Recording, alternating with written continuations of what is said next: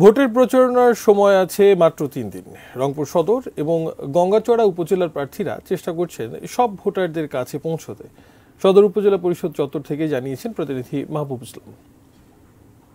দেশব্যাপী উপজেলা পরিষদ নির্বাচনের তৃতীয় পর্যায়ে আগামী ২৯শে মে রংপুরের দুটি উপজেলা পরিষদের নির্বাচন অনুষ্ঠিত হবে।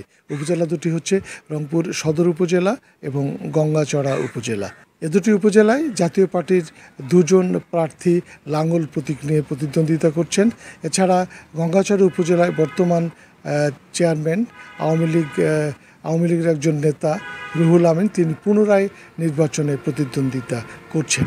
এদিকে এ দুটি উপজেলায় ৩ জন বিএনপি নেতা এবার চেয়ারম্যান পদে নির্বাচন করছেন, যাদের ইতিমধ্যেই দল থেকে বহিষ্কার করা হয়েছে। এদের মধ্যে ২ জন গঙ্গাচড়া উপজেলায় এবং ১ জন সদর উপজেলায় প্রতিদ্বন্দ্বিতা করছেন।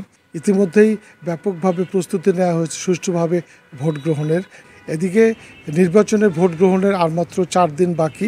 এর মধ্যে প্রার্থীরা প্রচারণার সুযোগ পাবেন মাত্র ৩ দিন। অধিকাংশ প্রচারণা চলছে সন্ধ্যার পরে, কেননা দিনের বেলা এই অঞ্চলে ব্যাপক তাপপ্রবাহ রয়েছে, যার ফলে দিনের বেলা প্রচারণা একটু কম। প্রার্থীরা চেষ্টা করছেন শেষ মুহূর্তে সব ভোটারের কাছে পৌঁছতে। এই ছিল রংপুর সদর উপজেলা পরিষদ চত্বর থেকে উপজেলা পরিষদ নির্বাচনের সর্বশেষ পরিস্থিতি।